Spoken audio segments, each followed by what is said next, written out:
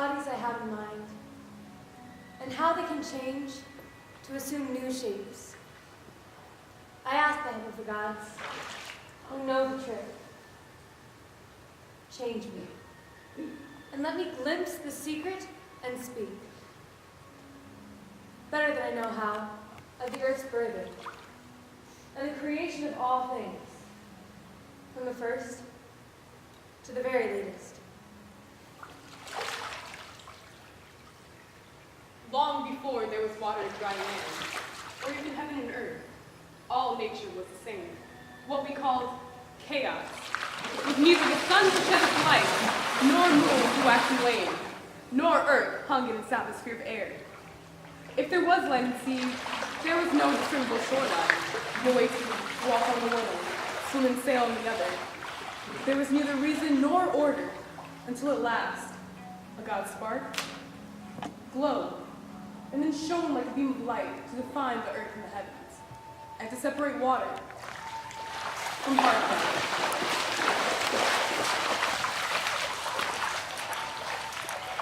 Once these distinctions were made, and matter began to move, the sky displayed its array of stars and their constellations, a twinkling template of order.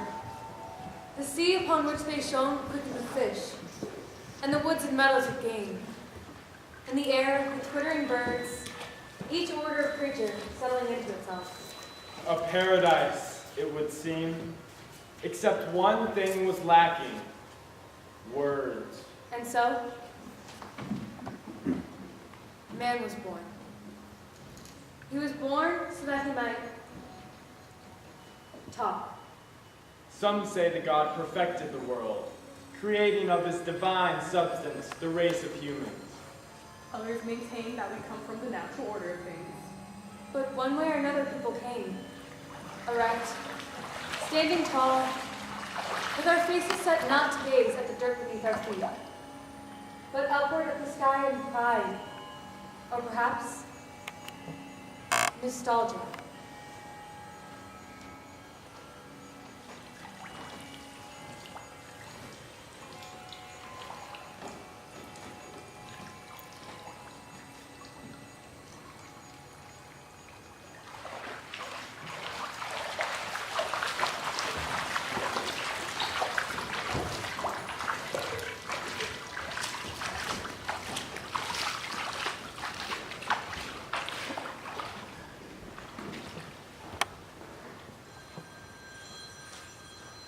What would you do with all the money in the world?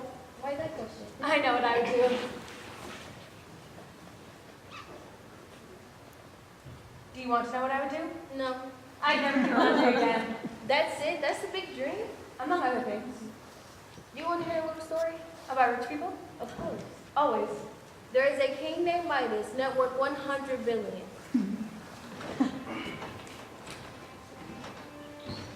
Now, I'm not a greedy man, but it's an accepted fact, a proven fact, that money's a good thing. A thing to be longed for, a necessary thing. And my God, I have a lot of it. Now, it wasn't always like this with me. The boats, the houses by the sea, the summer cottages, the winter palaces, the exotic furnishing, the soft clothes, Honey, can you stop that now? Be still, Daddy's talking. Excuse me. The outrageous food, the 200-year-old wine. No, it wasn't always like this. I came up for poor and worked hard all my life. Still do, mind you. My father was a minor manufacturer somewhere. But I've always been up so everything I touched turned it to gold. Not literally, of course. Wouldn't that be something? Turn a profit. Sweetheart, Daddy actually be still. Take it aside. You see this pool? It costs a pretty penny, I can tell you. All it takes is hard work, plain and simple. And those who haven't gotten them, what can anyone do? They just haven't gotten them. Be still! You drive me nuts already! But you know, I never forget that I do it all for the family. Yes, that's what it's all for. Family is the most important thing, isn't it? When I get home at midnight, 7 days a week, and the moments before I sleep, I realize that family is what really matters. Sir, Yes, what is it? This man's been making trouble in the town. We believe he's a vagrant, sir, of the worst, most drunken kind. Hello, King. What should we do with him? Nice place. Execute him? No need, no need. In my day, I certainly been 3 sheets to the wind. 3 sheets to the... What the hell are you talking about, King? I'm all drummed up. What happened last week at the feast? Let me with it? tell you something. You know what? No. What? Let me tell you. Yes? Let me tell you something. Yes, all right. I've been all over the world. Oh, have you? Yes. I'm lost now, but I have been all over the place. How nice for you. You listening? Well, let me tell you. There is a country beyond this one where... How very fascinating. Well, excuse me. No, I strayed from the crowd, but I'm lost now, but there is a country. Asia? Further. Africa? No, further! Over the ocean! I've been there. Oh. King, I tell you, it's like a dream, a dream. I am telling you that in this place the people, they see each other. And these people live without desire of any kind, and so time, there is no time. Just the blue sky above and the pretty moon at night. And they've got meadows under their feet with the yellow flowers. Well, thank you. This has been most entertaining for us. And the people live forever. What? They live forever. They never die. What is it, some herb they have some? No. Something air, something with distill. I have simply you know to bring it. No, it's... Yes? Is that your daughter? Go on! Get out of here! Be simple once in your life. Go on. You're rich indeed. Go on. Is the animal even better? If it's an animal, we can bring them here. My God, the millions! Don't worry, young man. I'll make sure you get your No. It's an animal? What is it? What is the secret to eternal life? It's here. Some formula? You have the formula? No, it's here. What? And here. Oh, that inner life stuff. What uselessness. Alright then, off you go. You lay sleep like a baby. Thank you. Good Lord, someone turn him over before he drowns. Night fell. The boy, the rosy-fingered Don came back up again. Midas! Good Lord, who's there? It's Bacchus. I hear you have a follower of mine. A follower. Yeah, Silenus. He wandered from our group as we passed close to town, and I hear he's with you. Oh, the fellow in the cabana. Yes, take him. He's all yours. I'm glad you didn't turn him away, Midas. That you took care of him and made sure he didn't drown in his condition. And I'd like to present you with a gift. A gift. Some ability, a minor miracle, something to do at parties, Anything. anything at all. You promise. Yes, of course. Well, grant me anything I touch, we'll turn it to solid gold. That's a really, really bad idea. What do you mean, bad? It's a brilliant idea. Think about it, Mike. No, you think about it. You got a gift for God's sake. Now follow through. All right, then. And suddenly, everything he began to touch turned to solid gold. Wait a minute. Let me think where to begin. He went out walking, and with every step, the gravel under his feet turned to golden nuggets.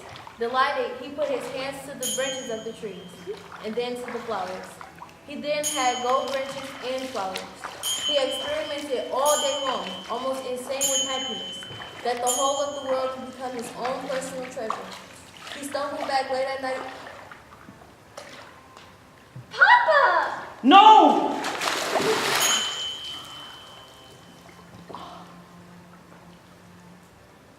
Take it away. Bacchus, take it away! I can't. You must take it away now! I'm sorry. No, take it away. There is one way, Midas. What is it? Walk as far as the ends of the earth. Search for a pool that reflects the stars at night. Wash your hands in it, and there is a chance that everything will be restored.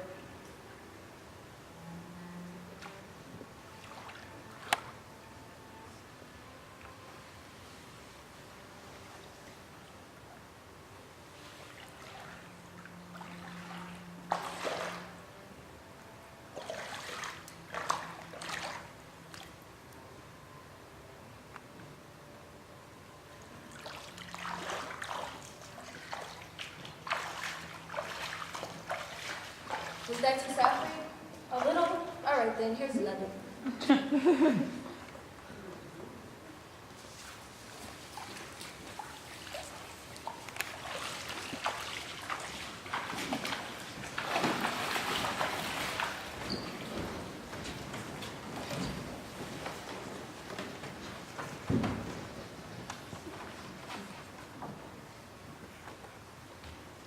There once was a king named Ceyx, who had as his queen Alcyone, daughter of Aeolus, master of the winds. These two adored each other and lived in a monotony of happiness. But nothing in this world is safe. It isn't true. It is. One day Alcyone had heard that Ceyx had ordered his ship to be made ready for a sea voyage to visit a far-off oracle. How could you leave me alone? I'll pine in your absence. Overland is a long and arduous trip, but I'd still prefer that to a voyage by sea, which I fear, for my father's winds are wild and savage. You think as a son-in-law you may get some special treatment. Not so. Once those winds escape my father's cave, those winds are wild and beyond anyone's control. As a girl, I've watched them come home exhausted and spent, and I've learned to fear them then. Now I am petrified. Surely, She said, if you die, my life is over, and I shall be cursed with every reluctant breath I draw. My love, I hate to choose between my journey and you, but... Well, how can I live this way? Stranded on shore, afraid, domesticated, diminished. A kind of lapdog. Take me with you at least, and we'll meet the storms together, which I fear much less than to be left a widow. In 2 months' time, I'll be back. No. I fear you won't. I know you won't. In 2 months' time. In that short time, you can be brave and endure the trial of waiting. She was hardly consoled, but she saw she could not hold out any longer in the face of his resolve. She allowed herself to be soothed and consented to his going. There were no more details left to be checked, no last-minute changes to make, and the men arranged on their benches were ready to row and go. He boarded and gave the sign, and then he turned to wave at her. She waved at him while the ribbon of black water widened between the ship and shore. She gazed at him until he was no longer distinguishable, but still she could see the ship and watch it as it receded to a smaller and smaller object. And then the whole hull was gone, and only the sails remained. And then they too disappeared. She gazed still at the empty and desolate blue, and then went to her empty bedroom to lie on the huge and vacant bed, and give herself over to weeping. The vessel cleared the harbor and caught the freshening wind, which set the rigging to singing and slapping against the spars. I ordered the rowers to ship their oars and the sailors to set the yards and make sail. Our ship ran before the wind. We made satisfactory progress all that day and had reached the point of no return, with as much blue water astern as remained ahead. But as the sun was sinking in the west, the water everywhere blue until now began to be swept with the white-capped waves the sailors disliked. The weather was worse at every moment that the winds were on the move. Reef the sails, secure the spars, bail the water. But Poseidon had arrived, and the west was one enormous green catastrophe. He thinks in an oddly abstracted way that the waves are lions, crazed with hunters' wounds, or that the ship is a town besieged by a horde of madmen. One would think the heavens were crazed with lust to join the turbulent sea. And returning this bizarre passion, the sea rises up to embrace the air. The men have lost their belief in their captain, their courage, their nautical skill, and even their will to live as they wait for the end. One weeps and groans aloud. Another, no braver, is silent, dumbstruck. Some call on the gods for mercy. Another curses his fate. And one says one word. Alcyone! Again and again. Alcyone, my treasure. Alcyone. And this is the end of the world. O gods, hear my modest prayer, that my body may wash ashore at her feet, and with gentle hands she may prepare it to be buried.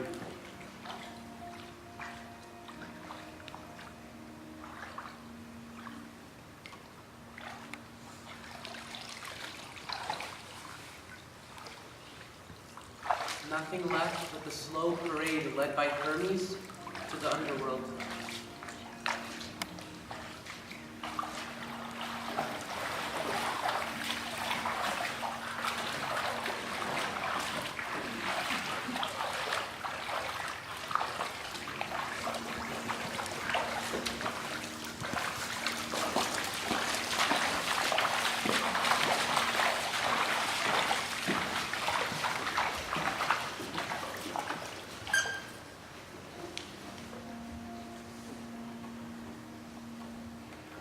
One, 2, 3, 4, 15, 16, 17, 18, 98, 99, 100.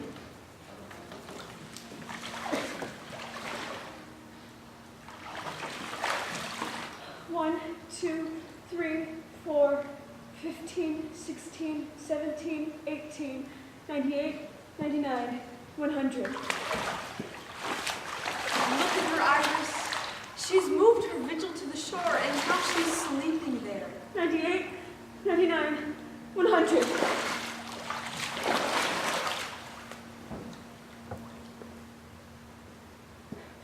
Shakes! Come home! I'm nearer now. I'm sleeping on the shore. It's not so far until you see me. This can't go on forever. Go to the house of sleep and ask him to arrange a nighttime visitation. A dream that might show Alcyone the sorry truth. Far off in remotest Campania, beyond where the Cimmerians live in their gloomy caves, is a deeper and even darker grotto, the home of sleep. In this place, the sun never can, even at midday, penetrate with the faintest beams. In that cloudy twilight, no rooster dares disturb the silence with his rude crowing. No dog or nervous goose gives voice to challenge the passing stranger, but an almost total silence fills the air. And at the heart of an almost painted stillness, the god himself relaxes, drifting in languor. Fragments of ill-assorted dreams hover over the ground in grand profusion, and like leaves, the dreams have to let go to flow through the currents of air and fall into their gorgeous billows below. Hello? Into this strange and breathless place, Iris the rainbow intrudes. Oh, Psalm 1, wake up! Huh? Miles of all the gods, soother of souls, inhaler of wearied and pain-wrecked bodies and minds. Iris? Let me rest a moment.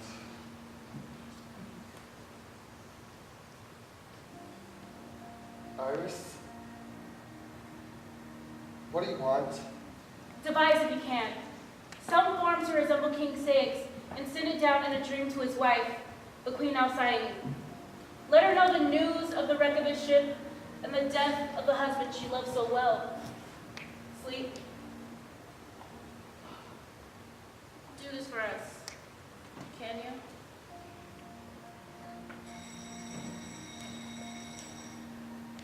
Farewell.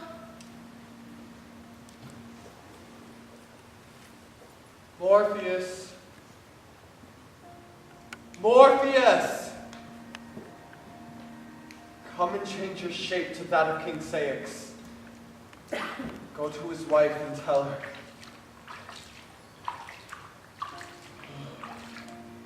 Tell her he's dead. That's good. That's really good. Now go.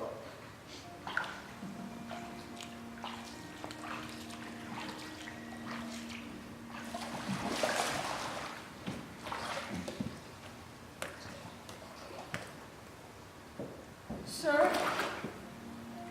You seem like a seafaring man. Can you tell me? Where is my husband, Ceyx? Have you seen him on the sea? When is he coming home? His ship is strong and unmistakable. Have you seen him? Sir! You not recognize me? Has death undone me so? Look at me. I charge you, look at me. No, I won't! Look at me and know your husband's words. For your prayers have done no good.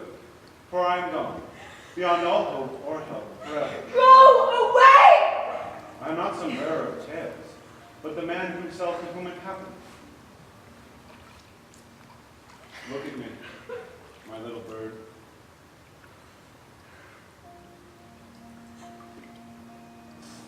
I told you! I knew it would happen and I begged you not to go! I knew the day you sailed I had lost you forever! The ship, my hopes, and my life grew smaller all at the same time! You should have allowed me to go!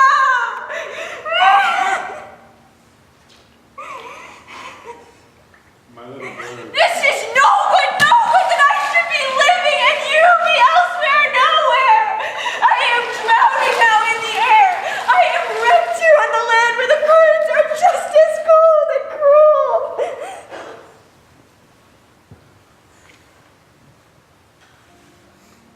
Get up from your bed. Put on your mourning clothes. Wait, where are you going? No, don't take me with you. It's like supposed to go with their husbands. Lucina, give me your lantern. Shit! Come back! He was here. Where is he? Where is he? All that night she searched the shore for her drowned, dreamed husband, but she found nothing, not even footprints, only wave after wave of black water. When morning came, she raised her eyes to the horizon and remembered how she had looked on that other day. She remembered his last kiss, the way he turned to the ship, could not bear it, and turned again to her.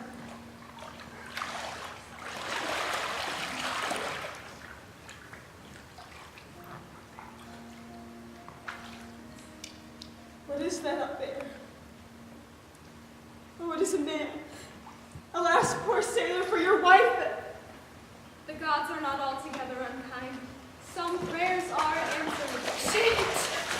This is how you return to me. She began to run to him, but as she ran, flying, a strange thing happened. By the time she reached him, she was a bird. She tried to kiss him with her bill, and by some trick of the ocean's weaving, it seemed his head reached up to hers in response. You asked, how could he have felt her kiss? But better, ask how could the gods not have felt seen this and not had compassion? For the dead body was changing, restored to new life and renewed as another seabird. Together they still climb, just over the water's surface, and mate and rear their young. And for 7 days each winter, Alcyone broods on her nest that floats on the gentle water. For Aeolus, her father, then keeps the wind short-reined, and every year gives 7 days of calm upon the ocean. The days we call the halcyon days.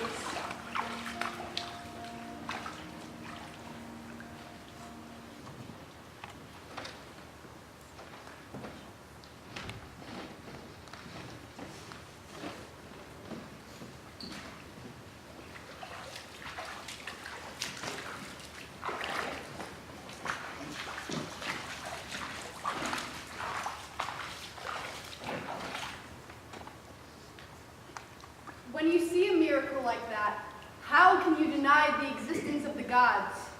Believe it or not, there are some that do. There's a man called Erysichthon who scorned the gods and refused to sacrifice on their altars or do them honor. Nothing was sacred to him. He only looked for the usefulness in things. One day he found himself in a grove sacred to Ceres. Cut it down. Sir, that tree is centuries old. We need the wood. Cut it down. Sir, this is a sacred grove, and that tree is beloved by Ceres. It's only a tree that the goddess likes. But say it was the goddess herself, I'd cut it down just the same. Sir, please! Get off me, you prize little bitch! And he tore the tree down.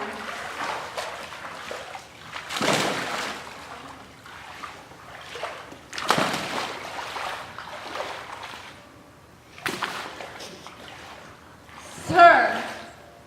Who is that? In the spirit of the tree itself speaking. pangs of death are eased by one thing. And what is that? That you will never get away with this. Oh, now I'm really frightened.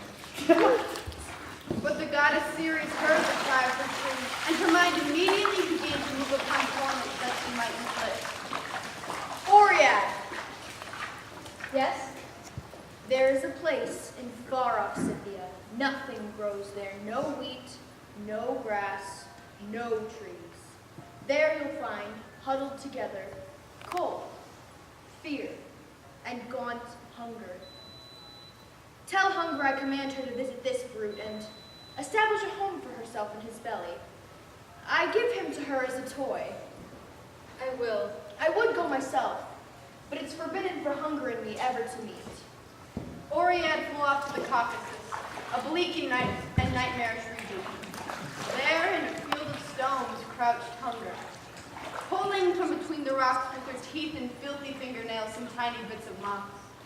Her hair hung down in lank and matted locks. Her eyes were sunken in circles, her lips slack and cracked. The vault of her ribs stuck out as did every bone in her body. One could count the knobs of her spine. Hunger?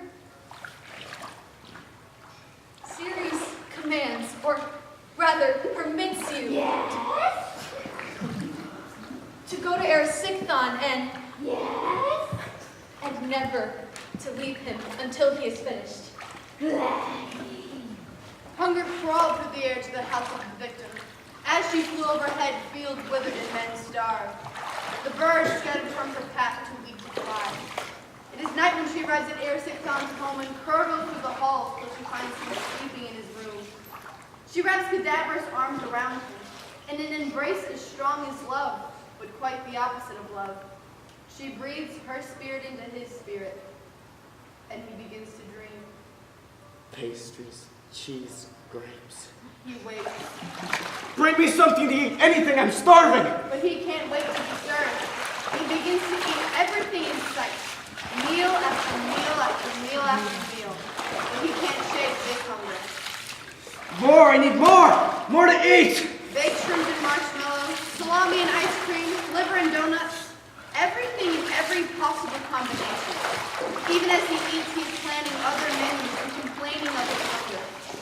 Just as the ocean ingests the water from the rivers of the world, but still is never filled, remains thirsty and goes with more and more forever. So he calls out for more.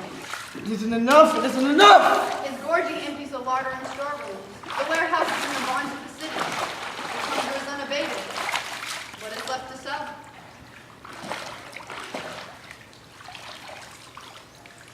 Mother! My son? Come with me.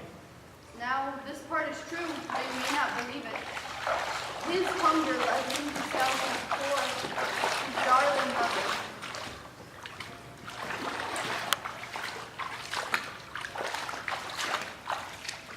She doesn't look so strong. She is, we've had her for years. I can't give you much. Just give whatever, just give it to me. All right then. With the few coins he received, he ran home to eat. Riding a boat behind her new master, Erisichthon's mother leaned over the hall and prayed to someone she once knew. Poseidon, if you remember me, please come and save me now. From the briny deep, Poseidon heard her prayer, pulled her into the water, and changed her back into the little girl that used to play along his shoulder. The salty water lifted years away and she emerged, the one that gave him praise in childhood, shouting as she ran among the waves. This is the kind of sweet, unbidden praise the gods adore and do not forget. Little girl, listen up. Where's the old woman who was here a moment ago? Did she jump overboard and swim up to shore? I swear by the gods of the sea that no one except myself has been to this shore. I swear it. To this day, at every hour, somewhere in the world, you can still catch a glimpse of that child playing by the shore. But let us return to our king. It wasn't enough. The money she earned for him was not enough for his needs. The emptiness within him was unappeasable.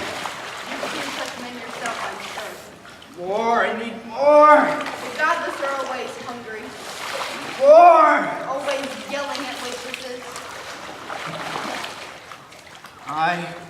gods. More! There can only be one end to such a man.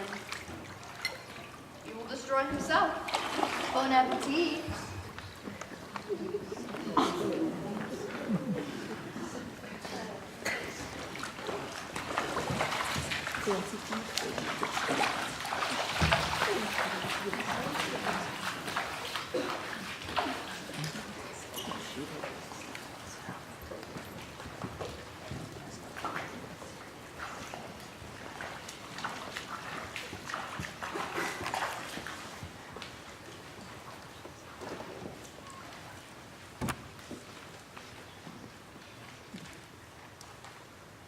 You heard of Orpheus, right? The greatest musician of all time? And his bride Eurydice? His was the unluckiest of wedding days.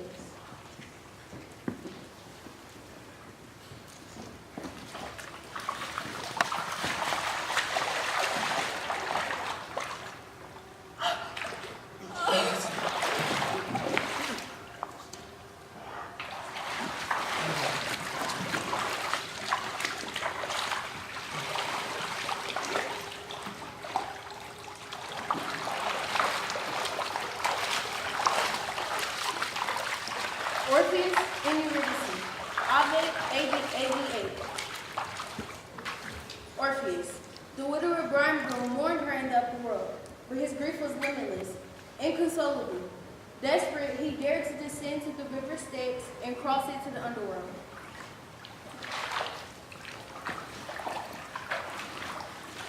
Through all that dim domain, with his shimmery berry ghost, he passed, until he arrived at his melancholy heart and saw his king lying with Persephone. He knelt before them, drowning in his grief.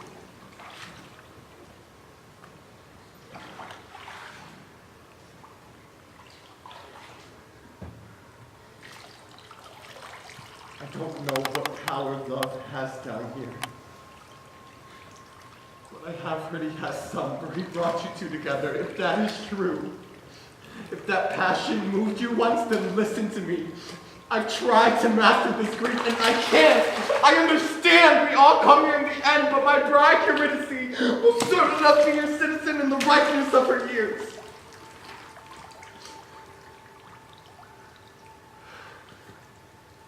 I'm asking for a loan,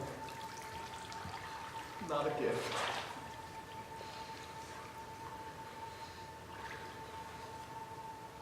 If you deny me, one thing is certain. I want you to keep me here as well. As he spoke, the pale Phantines began to weep. Tantalus was no longer thirsty, and Sisyphus sat on his rock to listen. Orpheus, stand up.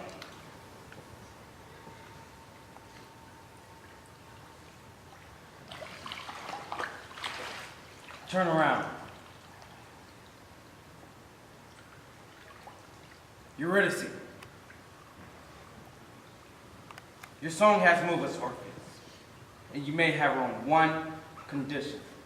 As you ascend and leave this place, she will not walk beside you, but she will be following. You must not, until you pass our gates, turn to look at her. If you look at her before you reach the sunlight, she is ours forever. I understand. Hermes will accompany you. Remember, hesitation or doubt and our gift must be returned. A simple enough condition.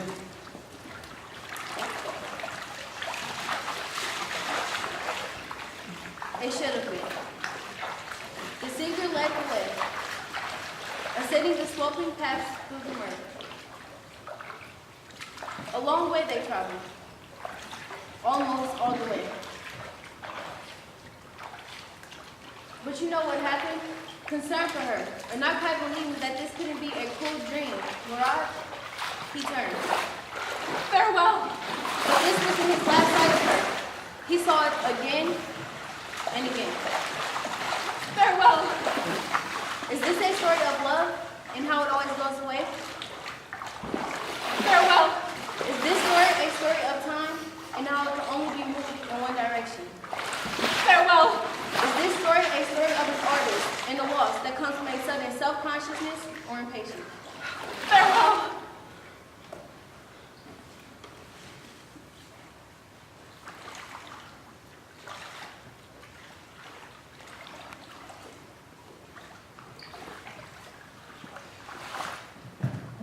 Orpheus and Eurydice, number 2. Rainer Maria Rilke, A.D. 1908.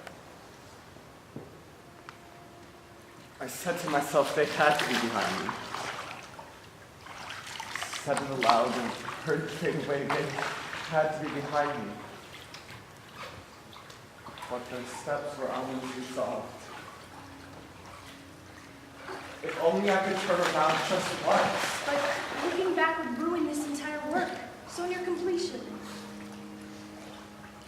Then I could not fail to see them. Those other two that followed me so softly. The gods speed in distant messages, a golden crown above his shining eyes, and the slender staff around horizon, and little wings fluttering in dangles, and on his left arm, barely touching it, she. A woman so loved that from one lyre there came more lament than from all lamenting women. And that a whole world of lament arose in which all nature reappeared. Forest and valley, road and village, field, stream and animal. And that around this lament world, even as around our other earth, a sun revolved, and a silent star-filled heaven, a lament heaven with its own disfigured stars. So greatly was she loved. But now she walked behind the graceful god, her steps constricted by the trailing grave clothes. Uncertain, gentle, and without impatience. She was deep within herself, like a woman heavy with child who could not see the man in front, or the path ascending steeply into life. Deep within herself, being dead filled her beyond fulfillment, like a fruit suffused with its own mystery and sweetness. She was filled with her vast death, which was so new that she could not understand that it had happened. She had come into a new virginity and was untouchable. Her sex had closed like a young flower at nightfall, and her hands had grown so unused to things that the god's infinitely gentle touch of guidance hurt her like an undesired kiss. She was no longer the woman with the blue eyes, who once had echoed through the poet's songs. No longer the white catch scent an island, and that man's property no longer. She was already loosened like long hair, poured out like fallen rain, shared like a limitless supply. And when abruptly, the god put out his arm to stop her, saying with sorrow in his voice, He has turned around. she could not understand and simply answered, True.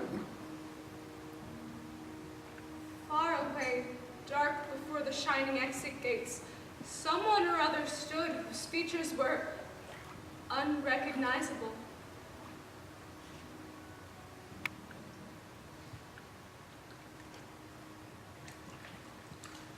I stood in thought on the strip of road, among the meadows with a mournful look. God's messages turned to follow a small figure.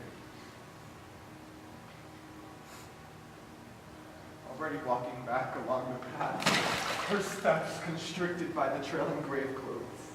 uncertain, gentle, and without impatience.